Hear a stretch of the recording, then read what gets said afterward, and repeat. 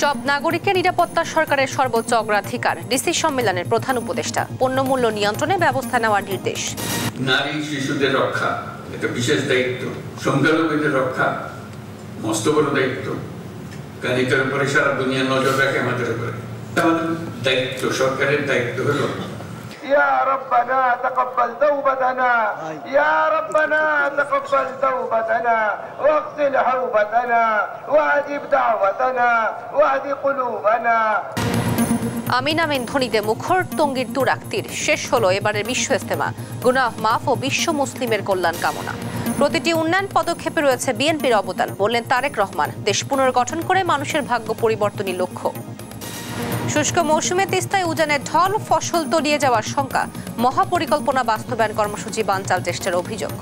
তিস্তা নদীর ন্যায্য হিসার আদায়ের অধিকারে একটা আন্দোলন হওয়ার কথা 17-18 তারিখ চলতি মাসের। এখন এটা সম্ভবত ইন্ডিয়া চালাকি করিয়া এই পানিটা দিচ্ছে আর কি, যাতে তারা প্রোগ্রামে সাকসেস না হতে পারে। এবং সড়ক মহাসড়কে মূর্তিমান আতঙ্ক, বালুবাহী ট্রাক।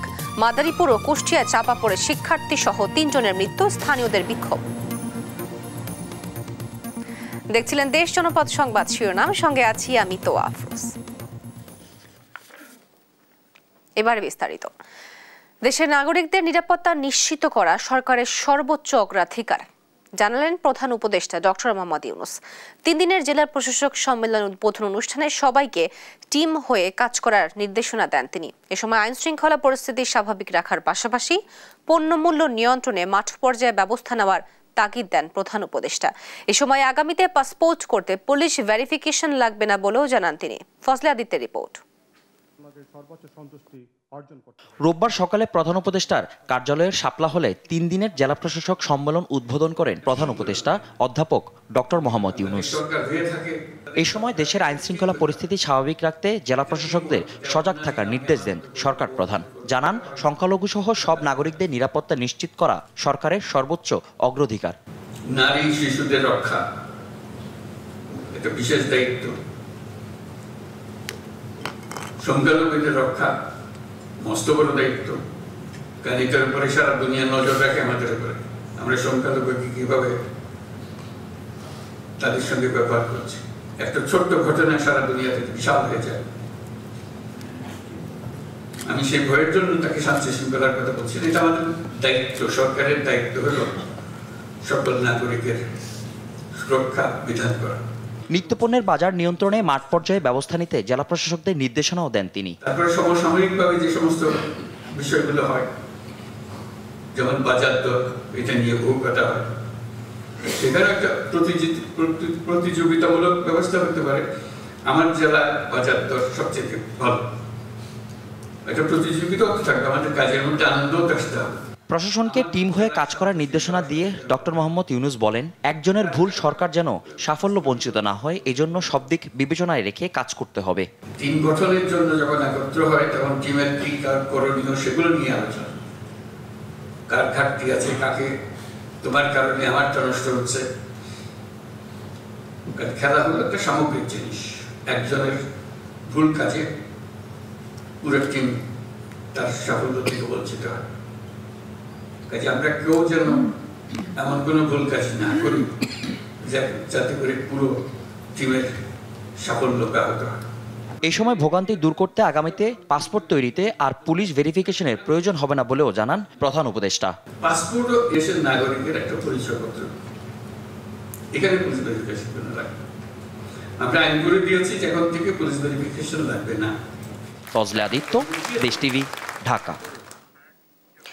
আখেরি মোনাজাতে শেষ হলো 58তম বিশ্ব ইজতেমার 3য় ও শেষ পর্ব। এ পর্বে অংশ নেয় দিল্লির নিজামুদ্দিন মার্কাজের অনুসারীরা। মোনাজাত পরিচালনা করেন মাওলানা সাদ কান্দলভির বড় ছেলে মাওলানা ইউসুফ বিন সাদ। এ সময় বিশ্ব মুসলিমের কল্যাণ কামনা ও গুনাহ মাফের জন্য আল্লাহর দরবারে কান্নায় ভেঙে পড়েন মুসল্লিরা। আলিমুজ্জামান সাফওয়ানের রিপোর্ট।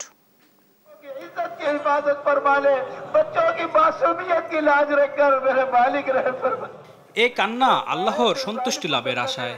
এই কান্না ক্ষমা প্রার্থনার। রোববার দুপুরে বিশ্ব ইজতেমার শেষ পর্বে তুরাগ তীরে হাত তুলেন লাখ লাখ মুসল্লি। বেলা 12:30টার কিছু পরে আখিরি মোনাজাত পরিচালনা করেন দিল্লির নিজামুদ্দিন মার্কাজের মুরব্বী মাওলানা সাদের বড় ছেলে মাওলানা ইউসুফ বিন সাদ। মোনাজাতে অংশ নেন ময়দানের আশেপাশে থাকা মুসল্লিরাও। দূর দূরান্ত থেকে আসা মুসল্লিরা জানান বিশ্ব ইজতেমা ও আখিরি মোনাজাতে অংশ নিয়ে তাদের আত্মতুষ্টির কথা। সারা দুনিয়ার ভিতরে কিভাবে দিন জিন্দা হয়ে যায় এই এক ফিকির নিয়েই সবার জন্য দোয়া করা। আশা করি যে সমস্ত দেশ বিদেশে পৃথিবীর প্রান্তে প্রান্তে আমরা ছড়ায় যাব আল্লাহর আর রাসূলের দিন নিয়ে। যে দাওয়াতের মেহনতের যে জামাত বেশি থেকে বেশি সারা পৃথিবীতে এরকম ছড়ায় পড়ে। সন্তান এবং সন্তানের জন্য আল্লাহর কাছে যা চাওয়ার চা চাইছি তাদের রিজিক কিসমত যেন আল্লাহ ভালো রাখে। সুবহানাহু ওয়া তাআলা যেন আমাদের সন্তানদেরকে নেক সন্তান হিসেবে কবুল করে। এর আগে আখিরি মোনাজাতে অংশ নিতে দেশের বিভিন্ন প্রান্ত থেকে টঙ্গীর তুরাগ তীরে আসেন মুসল্লিরা। বিভিন্ন খিত্তায় অবস্থান নিয়ে ইসলামিক বয়ান ও দিক নির্দেশনা শুনেন তারা। যেই বয়ান দিতেছে মৌলানা সাদ সাহেবের ছেলে, সেই বয়ান আমরা শুনতেছি এবং খুবই ভালো লাগতেছে। আল্লাহ রাব্বুল আলামিনের কাছে এটাই দোয়া করব যে সারা বিশ্বে যাতে শান্তি বিরাজ করে এবং অত্যাচারী যে অবসান সেটি যাতে হয়। সমস্ত পৃথিবীর মানুষ যেন আল্লাহ পাকের হুকুম মানতে পারে আর নবীর তরিকা চলতে পারে। আল্লাহ তাআলা যেন আমাকে মাফ করে দেয়। আমি যে গুনাহগার, আমি যে পরিমাণ গুনাহ করছি, আল্লাহ তাআলা যেন আমার গুনাহকে মাফ করে। গত 31শে জানুয়ারি শুরু হওয়া এবারে 58তম বিশ্ব ইজতেমা অনুষ্ঠিত হয় 3টি পর্বে, যার সমাপ্তি ঘটল আজ। তবে আগামীতে একসাথে ইজতেমা করতে চান সাধারণ মুসল্লিরা। আলিমুজ্জামান সাফওয়ান, দেশ টিভি, ঢাকা। যে কোনো মূল্যে জনগণের আস্থা অর্জন করে 31 দফার ভিত্তিতে দেশ গড়তে চায় বিএনপি, এমন মন্তব্য করেছেন বিএনপির ভারপ্রাপ্ত চেয়ারম্যান তারেক রহমান। বলেছেন, দেশের মানুষের জন্য যতটুকু করার চেষ্টা তার প্রতিটি উদ্যোগেই রয়েছে বিএনপির অবদান। দেশ পুনর্গঠন করে মানুষের ভাগ্য পরিবর্তনই বিএনপির একমাত্র লক্ষ্য বলেও দাবি তারেক রহমানের। সাইফুল রিপনের প্রতিবেদন। রোববার নড়াইল জেলা বালক বিদ্যালয়ে জেলা বিএনপির দ্বিবার্ষিক কাউন্সিল উদ্বোধন করেন দলের চেয়ারপারসনের উপদেষ্টা আমানুল্লাহ আমান। বিগত ফ্যাসিবাদ বিরোধী আন্দোলনে বিএনপির ভূমিকা অস্বীকারীদের সমালোচনা করেন নেতারা। আজ যারা তারেক রহমানের এবং বিএনপির অবদানকে ফ্যাসিবাদ বিরোধী আন্দোলনে আমাদের ভূমিকাকে অস্বীকার করছে, তারা পিতাকে অস্বীকার করছে। সামনে নির্বাচন, সেই নির্বাচনে অন্তর্বর্তীকালীন সরকার অধীন হবে, আল্লাহর রহমতে সেই সরকার হবে খালেদা জিয়ার সরকার, তারেক রহমানের সরকার। ধৈর্য এবং সহনশীলতার সাথে সকলে ঐক্যবদ্ধভাবে আপনারা কাজ করবেন। ক্ষুদ্র স্বার্থ ভুলে গিয়ে বৃহত্তর স্বার্থে আপনারা এক হয়ে ঐক্যবদ্ধ হয়ে কাজ করবেন। ভার্চুয়ালি যুক্ত হয়ে বিএনপির ভারপ্রাপ্ত চেয়ারম্যান তারেক রহমান বলেন, দেশকে এগিয়ে নিতে অতীতের প্রতিটি পদক্ষেপে রয়েছে বিএনপির অবদান। তাই আগের মতোই দিশা পেতে জনগণ বিএনপির দিকে তাকিয়ে আছে। হতে পারে আমরা যতটুকু করতে চেয়েছিলাম বিভিন্ন কারণে আমরা হয়তো ততটুকু করতে পারিনি, কিন্তু তারপরেও করার মধ্যে যতটুকুই করেছে একমাত্র আপনাদেরই প্রিয় দল বাংলাদেশ জাতীয়তাবাদী দল। পালিয়ে যাওয়া স্বৈরাচার, যে খুনি স্বৈরাচার দেশকে ধ্বংস করেছে, কিভাবে দেশকে আমরা আবার সামনের দিকে এগিয়ে নিয়ে যাব তার একটি পরিকল্পনা দেশের মানুষের সামনে আমরা উপস্থাপন করেছি। তারেক রহমান বলেন, বিএনপির এখন একটি লক্ষ্য, দেশ পুনর্গঠন করে মানুষের ভাগ্য পরিবর্তন। সামনের দিনে আমরা বাংলাদেশের মানুষের আস্থা অর্জনের মাধ্যমে 31 দফার আলোকে আমরা দেশকে গড়ে তুলব। আমরা ইনশাল্লাহ ঐক্যবদ্ধভাবে গণতন্ত্রের জন্য সংগ্রাম করব। আমরা উপস্থিত এখানে প্রতিটা মানুষ ঐক্যবদ্ধভাবে দেশকে পুনর্গঠন করব। আমাদের সামনে এখন লক্ষ্য একটি, উদ্দেশ্য একটি, বাংলাদেশকে পুনর্গঠন করা, বাংলাদেশের মানুষের ভাগ্যের পরিবর্তন করা। পলাতক স্বৈরাচার সব রাষ্ট্রীয় প্রতিষ্ঠান সহ রাজনৈতিক অর্থনৈতিক সব খাত ধ্বংস করেছে উল্লেখ করে দেশের সবাই এর ভুক্তভোগী বলেও মন্তব্য করেন বিএনপির ভারপ্রাপ্ত চেয়ারম্যান। দেশের প্রতিটি মানুষ আজ আমরা এই ধ্বংসের ভুক্তভোগী। সাইফুল রিপন, দেশ টিভি, ঢাকা। দেখছেন দেশ জনপদ সংবাদ। শুষ্ক মৌসুমে হঠাৎ করে উজানের ঢল নেমেছে তিস্তা নদীতে। এমন ঢলে চরের বিভিন্ন ফসলি জমি তলিয়ে যাওয়ার আশঙ্কা দেখা দিয়েছে। শনিবার দুপুরের পর পানি বাড়তে দেখে স্থানীয়রা। তারা জানান, সচরাচর এই সময় উজানের ঢল আসার কথা না থাকলেও হঠাৎ বিনা নোটিসে পানি ছেড়ে দিতে পারে ভারত। তাদের ধারণা, আগামী 17 ও 18 ফেব্রুয়ারি তিস্তা মহাপরিকল্পনা বাস্তবায়নের দাবিতে ঘোষিত কর্মসূচিকে বানচাল করতে এমনটা করতে পারে প্রতিবেশী দেশটি।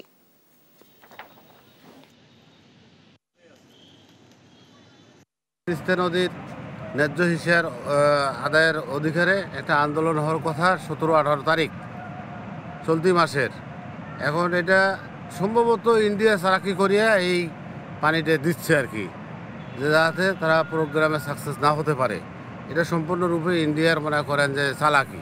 এখন তিস্তা নদীর পানির যে অববাহিকা এটা পুরাটাই বালুচর ছিল, কিন্তু আজকে হঠাৎ করে পানির প্রবাহ বেড়ে যাচ্ছে।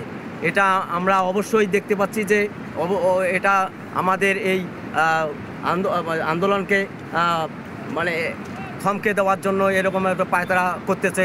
পানিটা হুট করে চলে আসছে, পানির কোনো ইয়েই ছিল না, এর আগে পানি তো ছিল না। মানুষের ভাটি পাশে যে পেঁয়াজ রসুন গাছ এগুলো সব ভাসিয়ে যাইতেছে। ভারতের চক্রান্ত প্রোগ্রাম দেখার পরে পানি ছাড়ছে।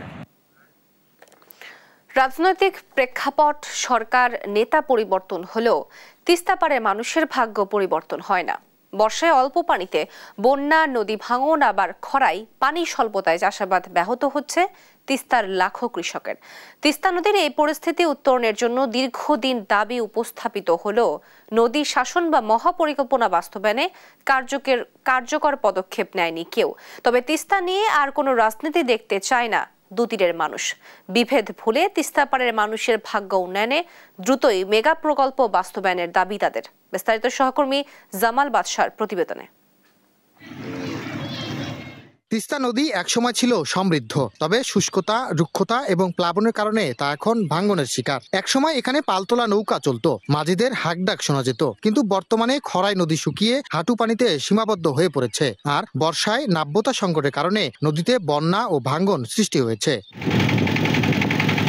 ভারতীয় গজলডোবা ব্যারেজের ফলে তিস্তার পানি বাংলাদেশে পৌঁছায় কম, যার ফলে বাংলাদেশে নদীর নাব্য সংকট এবং বন্যা ভাঙ্গন হয়ে দাঁড়িয়েছে নিয়মিত ঘটনা। এতে নদী তীরবর্তী 20 লাখ মানুষ দুর্ভোগ পোহাচ্ছে এবং প্রতি বছর হাজার হাজার পরিবার ভূমিহীন হয়ে পড়ছে। শুষ্ক মৌসুমে পানি সংকটের কারণে সেচের মাধ্যমে চাষাবাদ করতে হচ্ছে। আমরা যে ফসল ফলাচ্ছি সেখানে পানি দিতে পারছি না, আমাদের সেচের মাধ্যমে পানি দিতে হচ্ছে। তিস্তা সমস্যার স্থায়ী সমাধান চেয়ে নদী খনন বা মেগা প্রকল্প বাস্তবায়নের দাবি উঠেছে, তবে বিগত সরকার এই বিষয়ে কোনো দৃশ্যমান পদক্ষেপ নেয়নি। আমরা যখন বন্যা এলাকা যখন বন্যা আসে তখন আমাদের বাড়ি ঘর দর ব্যাগ তলে যায়। তিস্তা নদী শাসন জরুরি, নদীর উভয় তীর সংরক্ষণ এবং বন্যা নিয়ন্ত্রণ শীর্ষক একটি প্রকল্প এরই মধ্যে পানি উন্নয়ন বোর্ড নিয়েছে বলে জানিয়েছেন এই কর্মকর্তা। তিস্তা নদীর উভয় তীরে নদী তীর সংরক্ষণ এবং বন্যা নিয়ন্ত্রণ প্রথম পর্যায়ে শীর্ষক একটি প্রকল্প হাতে নিয়েছি, ইতিমধ্যে আমরা উদ্বোধন দপ্তরে প্রেরণ করেছি। তবে তিস্তা মহাপরিকল্পনা এখনো নীতি নির্ধারণী পর্যায়ে রয়েছে বলে জানিয়েছেন সদ্য অবসরপ্রাপ্ত পানি উন্নয়ন বোর্ডের মহাপরিচালক। মহাপরিকল্পনার যে বিষয়টি ধরেন আগেও যেটা গিয়েছে সেটা এখনো নীতি নির্ধারণী পর্যায়ে আছে। তিস্তার ডান ও বাম তীরের মানুষের দুঃখ দুর্দশা দূরীকরণে মহাপরিকল্পনা বাস্তবায়নের বিকল্প নেই। প্রতি বছর এটি বাস্তবায়নের আশ্বাস মিললেও দৃশ্যমান হয়নি কোনো কার্যক্রম। তবে আর আশ্বাসেই সীমাবদ্ধ থাকতে চায় না তিস্তার ডান ও বাম তীরের লাখো মানুষ। দ্রুতই এই মহাপরিকল্পনা বাস্তবায়নে কার্যকারী পদক্ষেপ গ্রহণের দাবি জানিয়েছেন তারা। জামাল বাদশা, দেশ টিভি, লালমনিরহাট। মাদারীপুর ও কুষ্টিয়ায় বালুবাহী ট্রাক চাপায় শিক্ষার্থী সহ 3 জনের মৃত্যু হয়েছে। শনিবার গভীর রাতে ঢাকা ভাঙা এক্সপ্রেসওয়ের পূর্ব সন্ন্যাসীচর এলাকায় বালুবাহী ট্রাক চাপায় 2 জনের মৃত্যু হয়। স্থানীয়রা জানান, কাজ শেষে মোটরসাইকেলে বাড়ি ফেরার সময় বিপরীত দিক থেকে আসা একটি বালুবাহী ড্রাম ট্রাক তাদেরকে চাপা দিলে ঘটনাস্থলেই একজনের মৃত্যু হয়। আহত হন অপর আরোহী।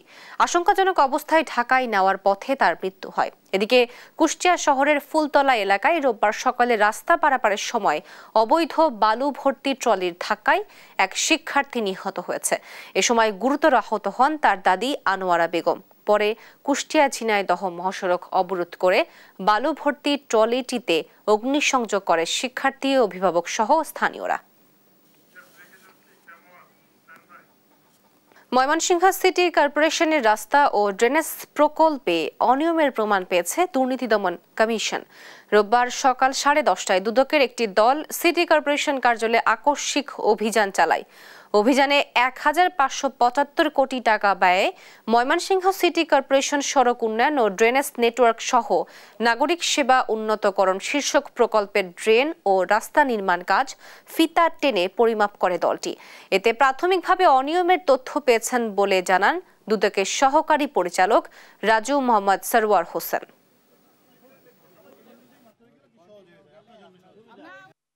কর্পোরেশনের ড্রেনেজ এবং রাস্তা অনিয়মের এবং দুর্নীতির বিষয়টা আমরা অভিযানে আসি।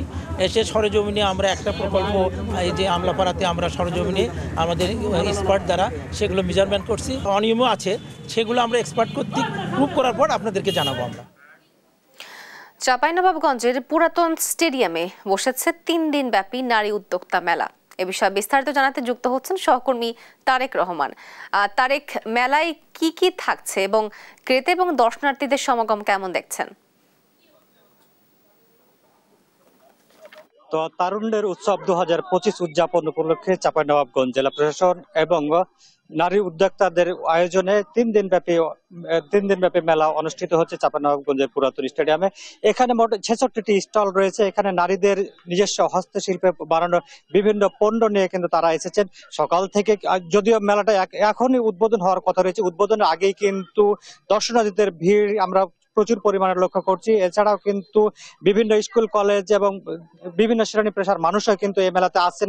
তারা কিন্তু পছন্দের পণ্যটি তারা কিন্তু কিনে নিয়ে যাওয়ার চেষ্টা করছেন। আমরা একটি স্টলে এসেছি, এই স্টলে দেখতে পাচ্ছি কি যে এখানে বিড়ালের পণ্য আছে, অর্থাৎ 2টি বিড়ালও আমরা দেখতে পাচ্ছি, দুইটি বিদেশি বিড়াল আছে। জি, আপনি একটু দেখবেন এখানে আপনি কি কি পণ্য নিয়ে আসছেন। বসে বলেন। এখানে বিড়ালের যে কোনো পণ্য বিড়ালের এখানে পাবেন। এটা আমার মেয়ে হলো এখানকার অনার। আমার মেয়ের নাম রুমানা আলম, উনি নিজে ফ্যাশন ডিজাইনার। এই যে এগুলো দেখছেন, পোশাকগুলো দেখছেন, আমার মেয়ে নিজেই কাটিং করে এবং আছে সেলাই ম্যান আছে, সেলাই করে। আর বাকি যেগুলো প্রোডাক্ট দেখছেন এইসব বিভিন্ন প্রোডাক্ট আছে যেগুলো বিড়ালদের। ধন্যবাদ আপনাকে। জি, তো আপনি শুনছিলেন এই মেলাতে কিন্তু চাঁপাইনবাবগঞ্জের বিশেষ করে আম শিল্প, নিজস্ব নকশি কাঁথা এবং রেশম শিল্প এবং কাঁসা শিল্পরও কিন্তু বিভিন্ন পণ্য নিয়ে এসেছেন এখানকার উদ্যোক্তারা বলছেন যে প্রশাসনের পক্ষ থেকে বিভিন্ন রকমের উদ্যোক্তা মেলা, নারী মেলা আয়োজন করা হয়, তবে প্রচারণার কিন্তু অভাব থেকে এজন্য কিন্তু মূলত ব্যবসায়ীদেরকে মাঝে মধ্যে কিন্তু লস গুনতে হয়। তারা বলছেন লক্ষ লক্ষ টাকা খরচ করে এই যে নারী উদ্যোক্তা মেলা করা হচ্ছে, এই মেলাতে যদি প্রচারণা চালানো হয় তাহলে কিন্তু নারী উদ্যোক্তারা একদিকে যেমন লাভবান হবেন, কিন্তু এছাড়া কিন্তু চাঁপাইনবাবগঞ্জের পণ্য কিন্তু বিশ্বের দরবারে কিন্তু পৌঁছে যাবে বলে তারা আমাদেরকে জানিয়েছেন। চাঁপাইনবাবগঞ্জ জেলা প্রশাসনের সঙ্গে কথা হয়েছিল তিনি আমাকে জানিয়েছেন কি আজকে থেকে শুরু হওয়া মেলা 3 দিন ব্যাপী চলবে এবং শেষ দিনে কিন্তু এখানকার যারা নারী উদ্যোক্তা রয়েছেন তাদের মাঝে কিন্তু তারা কিন্তু পুরস্কার বিতরণ করবেন। এবং নারীরা বলছেন কি যেহেতু হাতে সময় আছে আরো 3 দিন, সেহেতু যদি প্রচারণা চালানো যায় তাহলে কিন্তু তারা লাভবান হবেন। জি, তো এই ছিল আমার কাছে চাঁপাইনবাবগঞ্জের নারী উদ্যোক্তা মেলা নিয়ে সর্বশেষ পরিস্থিতি। আপনাকে ধন্যবাদ। চাঁপাইনবাবগঞ্জে বসেছে 3 দিন ব্যাপী নারী উদ্যোক্তা মেলা। এই বিষয়ে বিস্তারিত জানাচ্ছিলেন আমাদের সহকর্মী তারেক রহমান। বগুড়ায় জেলা যুবদলের নবগঠিত পূর্ণাঙ্গ কমিটির 101 জন সদস্যের প্রথম পরিচিতি সভা অনুষ্ঠিত হয়েছে। শনিবার বিকেলে বগুড়া জেলা পরিষদ অডিটোরিয়ামে প্রাণবন্ত আয়োজনে এই সভা অনুষ্ঠিত হয়। সভায় প্রধান অতিথি ছিলেন জেলা বিএনপির সভাপতি রেজাউল করিম বাদশা। তিনি বলেন, সকল বাধা কাটিয়ে জেলা যুবদল বগুড়ার রাজনৈতিক অঙ্গনে সম্মুখ সারিতে ভূমিকা রাখবে এবং বিএনপির ভারপ্রাপ্ত চেয়ারম্যান তারেক রহমানের হাতকে আরও শক্তিশালী করবে।